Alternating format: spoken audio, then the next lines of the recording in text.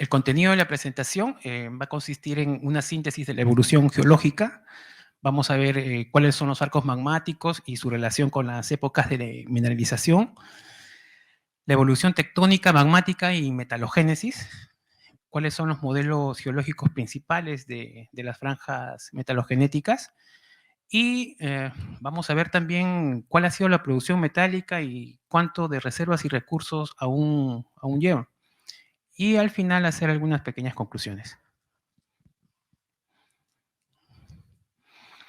Bueno, desde que Ingemet culminó su carta geológica en el año 1999 con 501 cuadrángulos a escala 1 en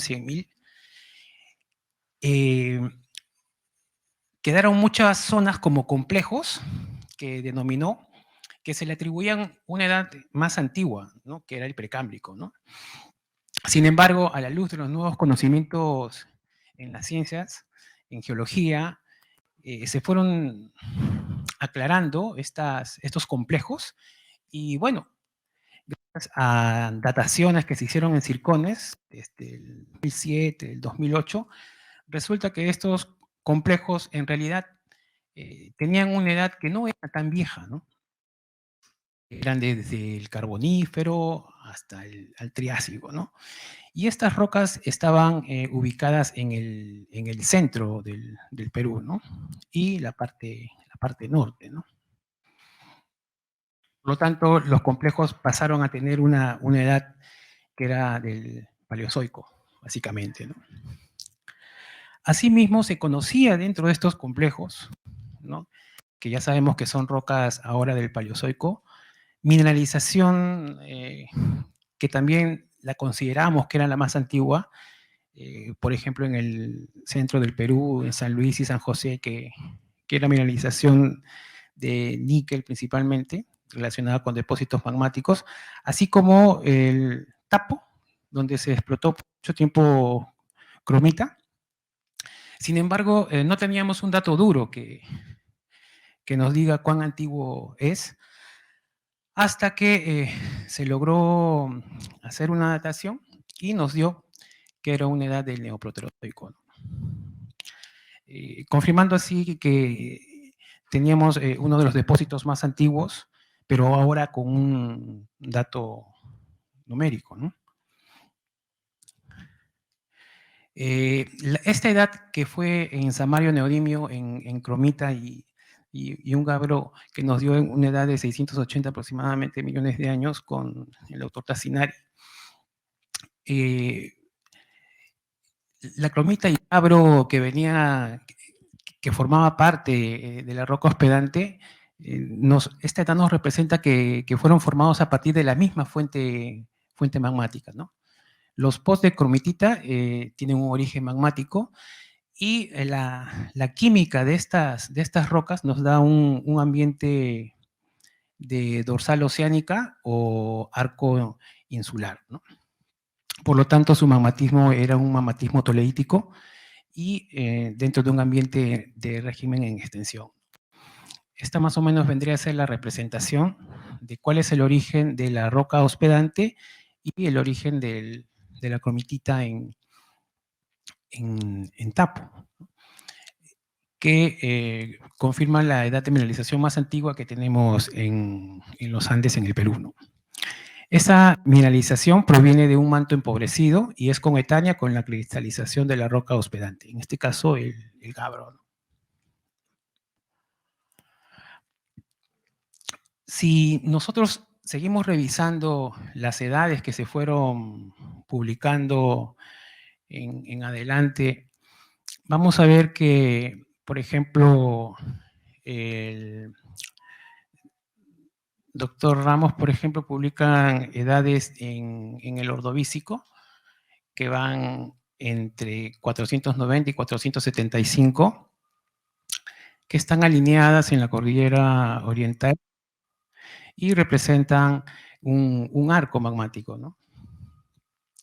Este vendría a ser uno de los arcos más antiguos que tenemos en la parte oriental del Perú. Y coetáneo a este arco, junto con el depósito de cromo en Tapo, se dataron anfibolitas que dieron una edad de 448 millones de años, ¿no? Y la interpretación de esta edad fue que está relacionado a un evento tectónico, metamórfico, que está superimpuesto a este macizo de Tapo, ¿no? Que representa este slice desmembrado de una corteza oceánica metamorfizada y sobrecorrida sobre las formaciones del Paleozoico superior, ¿no? Como un complejo fiolítico de edad de 680 millones de años, ¿no? Es decir, esa roca hospedante y ese gabro que aloja la mineralización de cromo, luego, por un evento tectónico metamórfico de esta edad, fue abductado y salió hacia superficie sobre el Paleozoico superior, quedando expuesto como un slice que representa un complejo fiolítico, ¿no? De esta forma, más adelante, entre el Carbonífero y Pérmico, vemos que Chiu publica unas edades que corresponden a unas franjas plutónicas más antiguas que van desde el Ordovícico y el Carbonífero en el norte del Perú, los cuales están relacionados al arco del Carbonífero de esta edad, ¿no? Junto con ese arco, tenemos edades de mineralización que van desde 286 hasta 314 millones de años en depósitos de oro eh, relacionados con los depósitos orogénicos, ¿no? En el norte del Perú, que se conoce en el batolito Patas Buldibuyo, por ejemplo. Mientras que en el norte, a continuación, en el Pérmico inferior ocurría un desmembramiento. En el sur ocurría la formación de un rift, conocidos por todos nosotros el rift permotriásico, que tenemos edad de mineralización asociada a este evento, que es la del scar en cobriza, ¿no? Es una de las edades más antiguas que tenemos de este tipo de mineralización de scar en el sur del Perú, ¿no?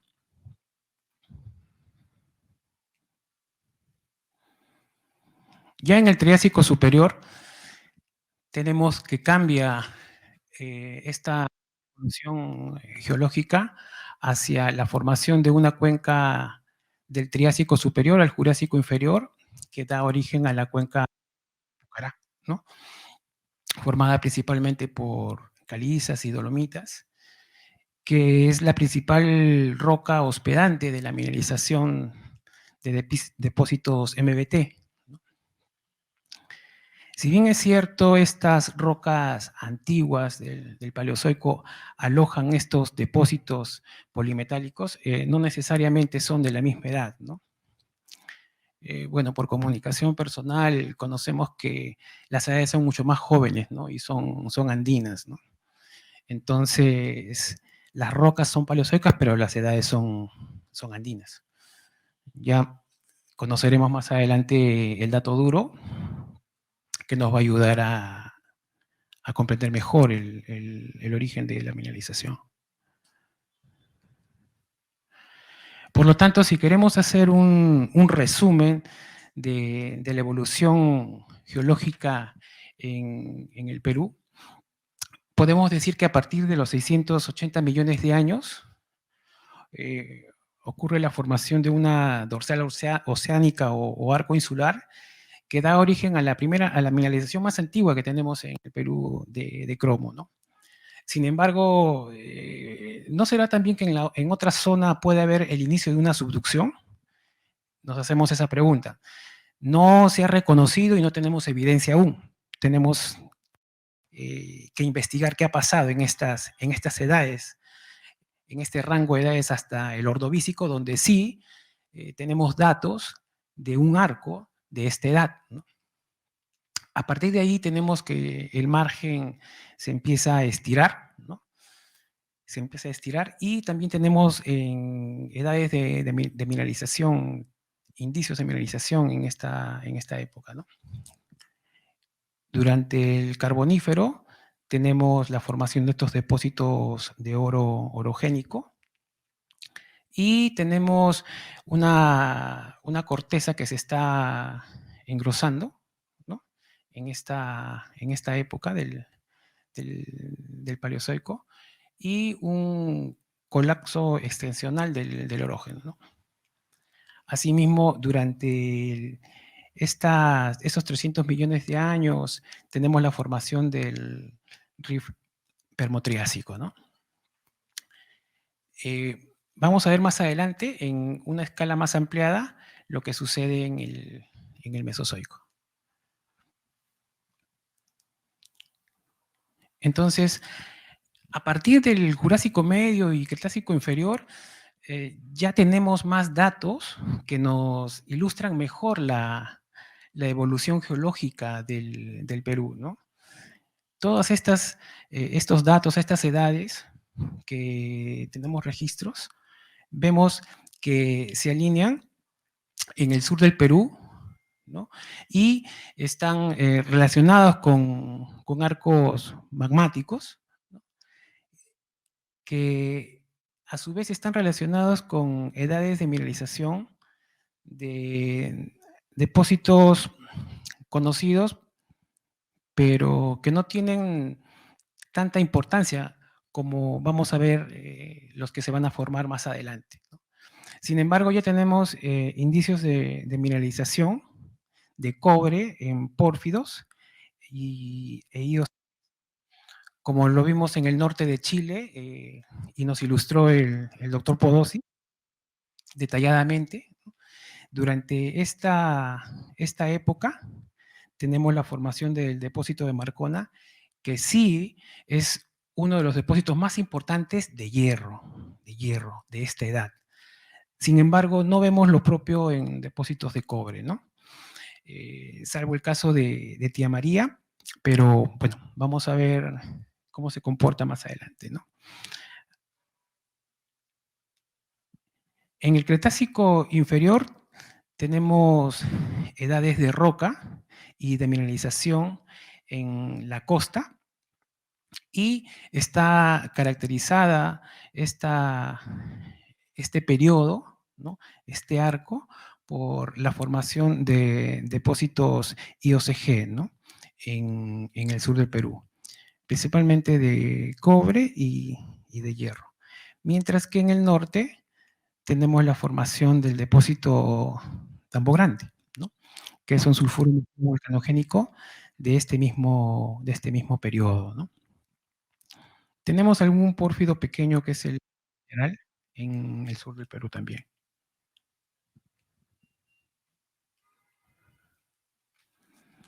En el Cretácico superior vemos que la mineralización se extiende hacia el norte con depósitos tipo sulfuro masivo vulcanogénico, como es el caso de Ubar, Aurora Augusta y Cerro Lindo, ¿no? También tenemos mineralización en depósitos relacionados con intrusivos, relacionados con el batolito de la costa, ¿no? Y otros pórfidos de cobre, como puquio, angostura y safranal, en el Cretácico superior. En el norte también sucede lo mismo, e incluso con depósitos epitermales, ¿no?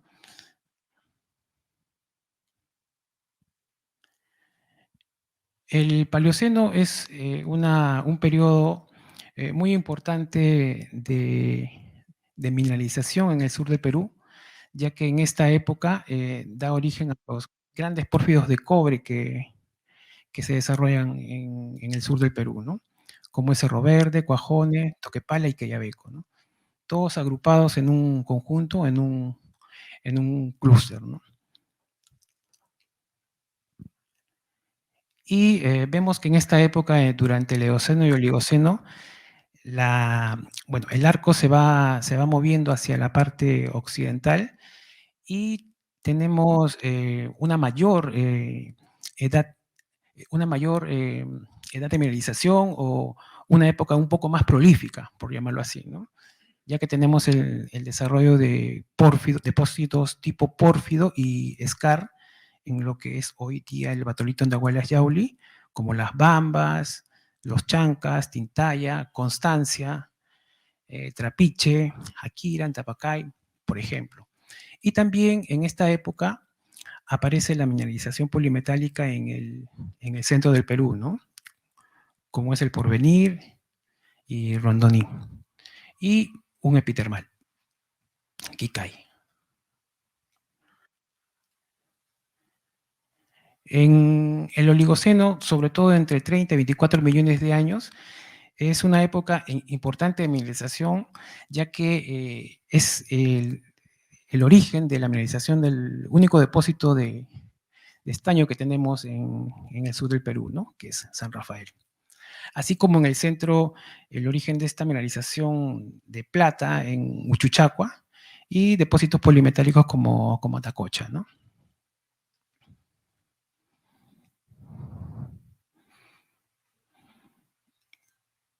Vemos que el arco, de haber estado en la parte más occidental del Perú durante el Mioceno, ocurre una migración hacia la parte del Océano Pacífico, ¿no? Y además lo que podemos distinguir que durante esta época del Mioceno es una época prolífica de mineralización tipo scar en el centro del Perú, eh, epitermal en toda la parte norte y también de depósitos tipo pórfido cobre-oro. Durante esta época se forman minas de clase mundial, como es Yanacocha, por ejemplo, ¿no? Antamina. Cerro de Pasco es una mina histórica que data desde el tiempo de la colonia, ¿no? Y que hasta ahora sigue produciendo. Depósito de pasto bueno, de wolframio, por ejemplo, entre otros depósitos que hoy en día son potenciales proyectos mineros que esperamos estén listos para su puesta en marcha, ¿no? Ya durante el Mioceno superior y el Plioceno, seguimos con el desarrollo de la mineralización en la parte central y sur del Perú y corresponde principalmente a depósitos epitermales de oro y plata, ¿no? Así como otros depósitos polimetálicos tipo Scar en el centro del Perú. Esta es la edad de mineralización del depósito de Toromocho, por ejemplo, ¿no? Y depósitos relativamente pequeños si los comparamos con Yanacocha, de epitermales como Tucari, Santa Rosa en el sur del Perú, ¿no? Por lo tanto, si queremos hacer una síntesis de la evolución durante el Mesozoico y el Cenozoico, vamos a ver que a partir de esta edad entre 200 y 150 millones de años, es un periodo donde ocurre el mayor adelgazamiento de la corteza o estiramiento, ¿no? Que está relacionado a la época del Jurásico hasta el Cretácico inferior, ¿no? Sin embargo, a partir de este lapso ocurre un máximo estiramiento del margen continental y durante esta época marca el inicio del origen del batolito de la costa, ¿no? Se está construyendo el batolito de la costa durante el Cretácico y como vamos a ver, a partir de esta edad de los 90 millones de años hasta los 65 es donde podemos ver un engrosamiento cortical, ¿no? Así como colapso extensional de este engrosamiento del arco en la corteza, ¿no? Pero en el Mioceno es donde tenemos un mayor desarrollo. Vamos a verlo gráficamente cómo es el mecanismo tectonomagmático que representa todo esto.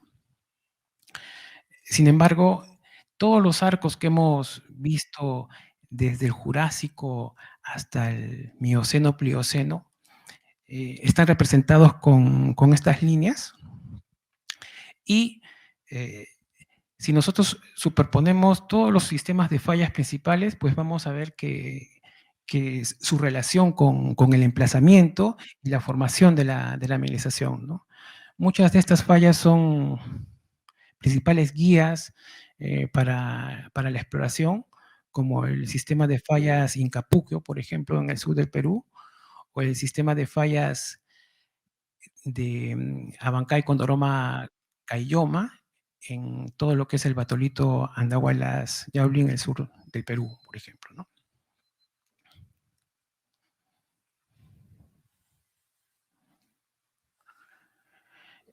Entonces, si queremos representar nosotros estos arcos y cuál ha sido la evolución y su relación con la mineralización, podemos ver que en el norte y centro del Perú podríamos representarlo durante el Cretácico inferior como un arco en régimen de extensión a transtensión, con un ángulo de slab moderado y un magmatismo toloítico a calcoalcalino, ¿no? Durante esta época es importante para la mineralización de depósitos IOCG y durante esta época también está relacionado con la formación de la cuenca Casma y un volcanismo submarino que va a estar relacionado con los depósitos vulcanogénicos, ¿no? De sulfuros masivos vulcanogénicos.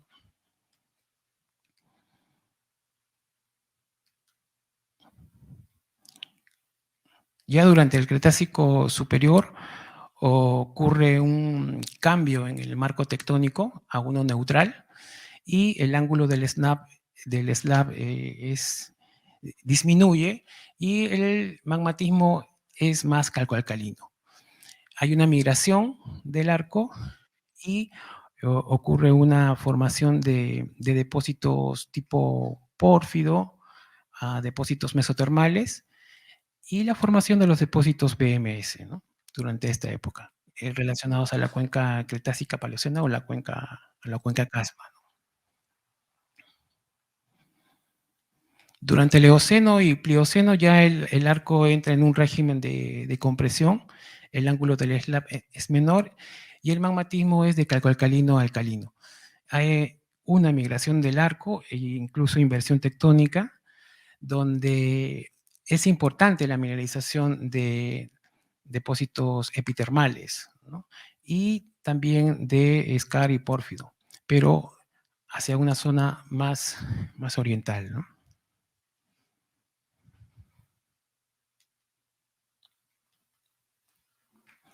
Si queremos ver cuál ha sido la evolución tectónica magmática y su relación con la mineralización en el sur del Perú, vamos a ver lo que sucedió también en el norte de Chile, ¿no? Que durante el Jurásico Medio y Cretácico Inferior, el arco estuvo en extensión a transtensión, ¿no? Con un ángulo del slab alto y un magmatismo toleítico a calcoalcalino. Ya hemos visto que esta época es una época muy importante, una edad andina del origen de la mineralización IOCG, ¿no? Normalmente los IOCGs que se tenían referencia eran depósitos muy antiguos de edad precámbrica. Sin embargo, los más jóvenes se encuentran en los Andes y tienen una edad que va desde el Jurásico, ¿no? Y se encuentran a lo largo de la cordillera de la costa en la formación La Negra, que tiene el nombre en Chile, y en el norte del Perú, formación Junerata o formación Chocolate.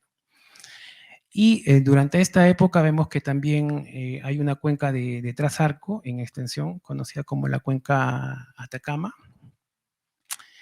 que podría estar relacionada con la parte central del Perú, con la cuenca Casma, ¿no? Hay que notar también que durante esta época tenemos una corteza continental estirada o delgada relativamente de 30 kilómetros, ¿no? Que durante el Paleoceno y el Eoceno superior, debido al cambio de régimen tectónico de neutral y extensión media, por disminuir el ángulo del slab, se empieza a engrosar ¿no? Hasta un espesor de 40 kilómetros, ¿no? Y el magmatismo va a cambiar a uno calcoalcalino. Esta época es muy prolífica para la formación de depósitos de pórfidos y es la principal en el Perú, el origen de los grandes pórfidos de cobre como Cuajone, Toquepala, Cerro Verde y Quellaveco, ¿no?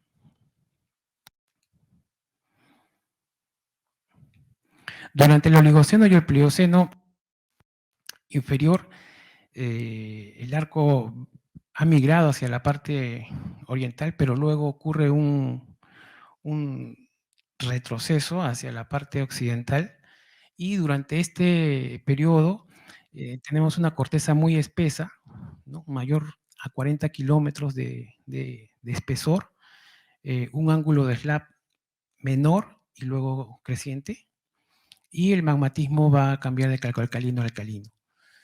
Durante esta época, el Oligoceno, tenemos la formación de depósitos pórfidos y scar en la parte oriental, en el batolito en la Huaylas Yauli, y durante el Mioceno, Plioceno, la formación de depósitos epitermales y polimetálicos en la cordillera occidental.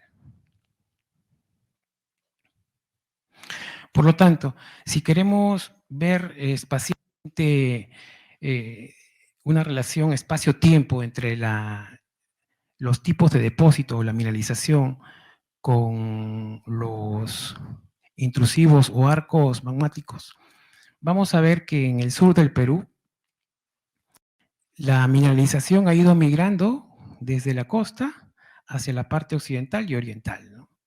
Y podemos ver cómo desde la cordillera hacia el flanco pacífico de la cordillera occidental hay, hay una disminución, digamos, son las edades más jóvenes hasta llegar al Mioceno con depósitos tipo epitermal, pero aquí es donde ocurre desde depósitos de 7 millones de años en la parte más oriental, por llamarlo así, y luego depósitos más jóvenes, como es el caso de Tucari, por ejemplo, que más o menos nos está representando cómo es que ocurre esa migración del arco nuevamente hacia la parte occidental, ¿no? Entonces, para recalcar que en la cordillera de la costa, mm, durante el Cretácico inferior y Jurásico tenemos principalmente mineralización por IOCG, principalmente, algunos depósitos pórfidos de cobre relativamente pequeños, a diferencia durante el Paleoceno y Eoceno, donde la mineralización tipo pórfido es más importante, ¿no? Y vemos también que en la cordillera occidental, durante el Mioceno, la mineralización epitermal de oro y plata es la más elevada. Entonces, si queremos hacer un modelo geológico de dónde está emplazada la mineralización más importante, eh, vamos a ver que durante el Paleoceno, Eoceno, que es la época donde se forman los grandes pórfidos de cobre en el sur del Perú, el ambiente geológico de este periodo está formado por un ambiente volcánico, principalmente, ¿no? Conformado por rocas andesíticas, ¿no? Que están cubiertas, rocas andesíticas principalmente la formación es el grupo Toquepala la que representa toda esta secuencia volcánica en el sur del Perú, y que viene a ser un metalotecto, ¿no? Que está cubierto por una etapa del Mioceno, que es la formación principalmente huaylillas, ¿no? Que está formada por tobas, ignimbritas, las cuales han sido cortadas pues por intrusivos de esta edad.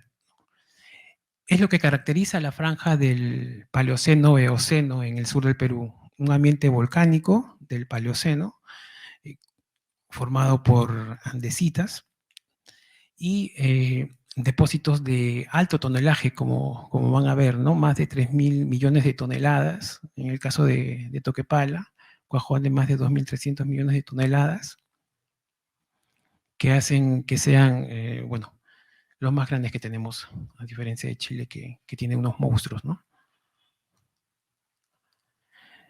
Sin embargo, en la franja del Eoceno-Oligoceno, que es donde se encuentra el batolito Nahuala Yauli, vemos que el ambiente geológico es distinto, ya que a diferencia del Paleoceno o Eoceno, en esta época tenemos una secuencia sedimentaria, ¿no? Formada por areniscas y carbonatos, que se correlaciona con el grupo Yura del sur del Perú, ¿no? En Andahuaylas Yauli tiene nombre de formaciones locales, ¿no? Pero lo más importante es notar que el ambiente geológico es un ambiente sedimentario cubierto por rocas volcánicas y cortado por intrusivos de esa edad también, ¿no? Del Eoceno o Oligoceno. Aquí podría explicar el tipo de depósitos que se forman, que a diferencia de los pórfidos, también tenemos scar, y además estos depósitos tienen altas leyes de oro y molibdeno, ¿no? Ejemplo de los depósitos, como pueden ver, Las Bambas, Tintaya, Corocohuayco, y podemos ver que los tonelajes reconocidos en este tiempo eran de cerca de 2.000 millones de toneladas, ¿no? En el norte del Perú, en la franja del Mioceno, donde también tenemos depósitos tipo pórfido, scar, y bueno, también epitermales como Yanacocha, el ambiente geológico es parecido al del batolito Andahuaylas Yauli, ya que tenemos una secuencia sedimentaria del Cretácico, ¿no? Formado por areniscas y carbonatos. La formación que representa esta secuencia es el grupo Goyarisquisga, ¿no? Y tenemos que la parte volcánica que cubre es del Oligoceno, Mioceno, que está relacionado con el grupo Calipuy, ¿no? Por lo tanto, explica en parte por qué tenemos la formación de depósitos scar y que estos pórfidos y scar además llevan oro, ¿no? Los pórfidos son pórfidos cobre-oro, ¿no?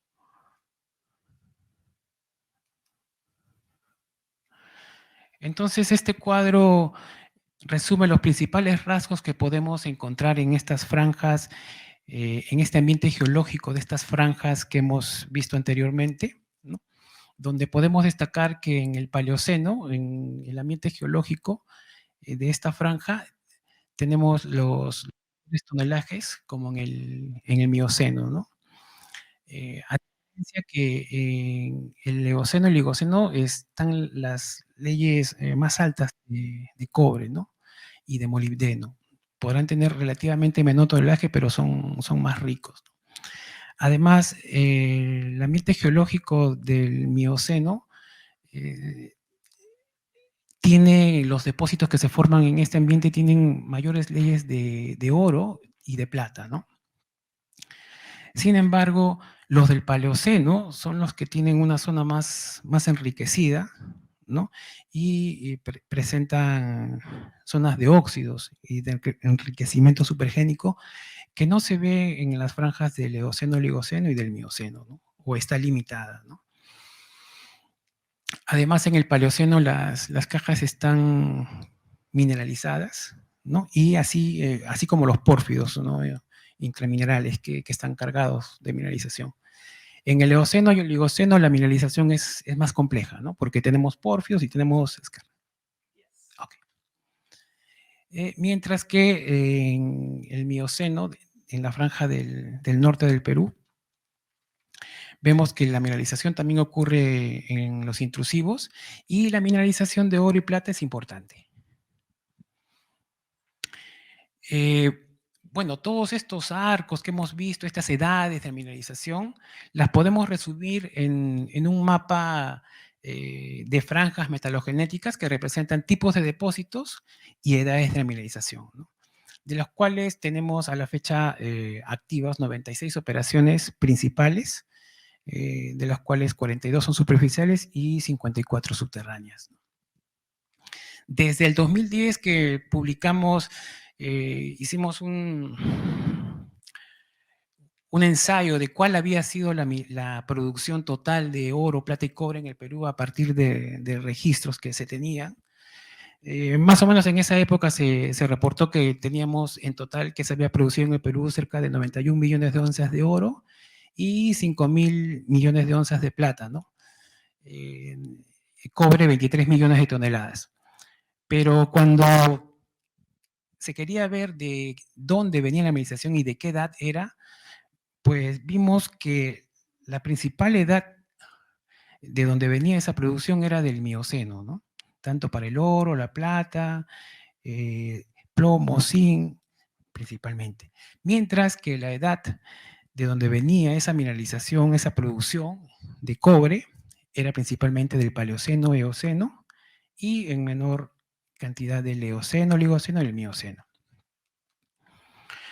Por lo tanto, cuando hemos estimado y sintetizado esta información para ver de qué franjas provienen, al final hemos concluido que para el caso del oro, hasta el año pasado, se han producido casi 155 millones de onzas, de las cuales 3 franjas son las principales productoras de este metal precioso, ¿no?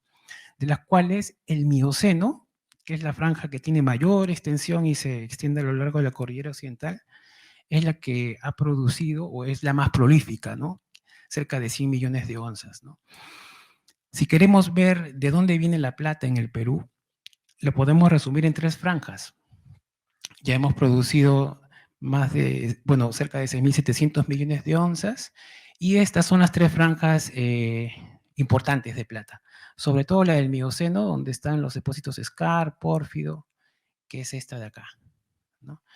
Y algo que también nos llama la atención es que los pórfidos de cobre también como subproducto reportan plata, y es una de las terceras franjas de donde proviene. El cobre, pues ya conocemos que las franjas son 3 las más importantes, lo hemos visto representado en los modelos geológicos, de las cuales hasta ahora el Paleoceno y Eoceno sigue aportando su mayor producción, y desde que empezó a producir antamina, la franja del Mioceno hizo lo propio, ¿no? Conocido por todos que la producción de plomo y zinc proviene del centro del Perú, ¿no? Y la principal franja igual es la del Mioceno. Entonces, si queremos ver cuáles son los tipos de depósito de donde proviene esta producción, tenemos acá un récord histórico que se hizo hasta el 2013 con una proyección, con un pronóstico hasta el 2025, donde podemos ver que hasta el 2013 la producción de cobre provenía principalmente de la franja del Paleoceno, Eoceno y del Mioceno, ¿no? A partir de allí, si nosotros contábamos que todos los proyectos que se conocían iban a empezar a operar en esta época con esta tasa, nosotros en el año 2013 se pronosticó que podíamos haber llegado a los 5 millones de toneladas a partir de 2019, 2020. Sin embargo, esta es nuestra realidad y ya sabemos a qué se debe, ¿no? Lo mismo se hizo para el oro. En este registro de la producción hasta el 2013, podemos ver que toda la producción de oro ha provenido principalmente de los depósitos epitermales de alta sulfuración. Específicamente desde que se descubrió Yanacocha, ¿no? Que contribuyó a la producción de oro llegando hasta cerca de los 7 millones de de onzas en el 2006 aproximadamente. Y desde entonces tenemos una caída de la producción de oro hasta la fecha, ya que tenemos pendientes la producción de estos proyectos a la fecha. Solo algunos han entrado en producción como Constancia, por ejemplo, ¿no? Otra parte de la producción de oro proviene de los depósitos epitermales de baja sulfuración y los pórfidos también han empezado a contribuir. En cuanto a la producción de plata, lo mismo. La plata en el Perú proviene de los depósitos de skarn y de reemplazamiento, ¿no? Es la principal fuente de dotación de este tipo de depósitos, ¿no? También los depósitos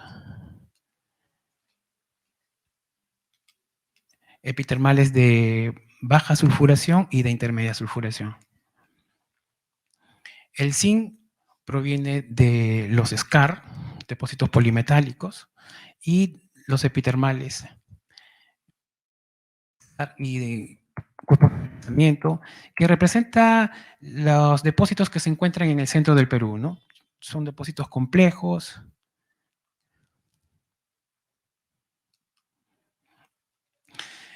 Sin embargo, estas minas que hemos visto al principio todavía tienen reservas y recursos que nos van a dar un tiempo de vida hasta 36 millones de años para el caso del zinc, 14 años para el caso del oro, y para el caso del cobre tenemos 34 años, si es que no se descubren nuevos depósitos o no se reponen las reservas. Aún tenemos proyectos mineros, entre ellos de inversión y proyectos mineros de exploración, que vienen a ser la fuente de dotación de más metal para el Perú, y tenemos que, de ser así, podríamos ampliar la vida de estas minas hasta 35 años, ¿no? Entre 11 y 35 años. Por lo tanto, si queremos hacer algunas conclusiones de la metalogenia del Perú, podemos concluir que los arcos magmáticos han controlado las épocas de mineralización y forman parte, ¿no?, de ella, ¿no? Vemos que la fertilidad de las épocas metalogenéticas están relacionadas con periodos del aumento del espesor cortical, al menos podemos verlo en el sur, y concluimos que el Mioceno pues, ha producido la mayor cantidad de oro y plata en la cordillera occidental y el altiplano, ¿no? Hemos visto que se ha obtenido cerca de 98 millones de onzas de oro hasta ahora, más de 6.000 millones de onzas de plata. Definitivamente el Paloceno, Eoceno es la edad donde se ha sacado la mayor cantidad de cobre, cerca de 25 millones de toneladas hasta ahora, ¿no? Pero vemos que el Mioceno y el Oligoceno Mioceno también han aportado, y tenemos proyectos pendientes allí que nos van a dotar de más cobre, ¿no? Por lo tanto, la época metalogenética más fértil, prolífica que tenemos en el Perú es el Mioceno, ¿no? Muchas gracias por su atención.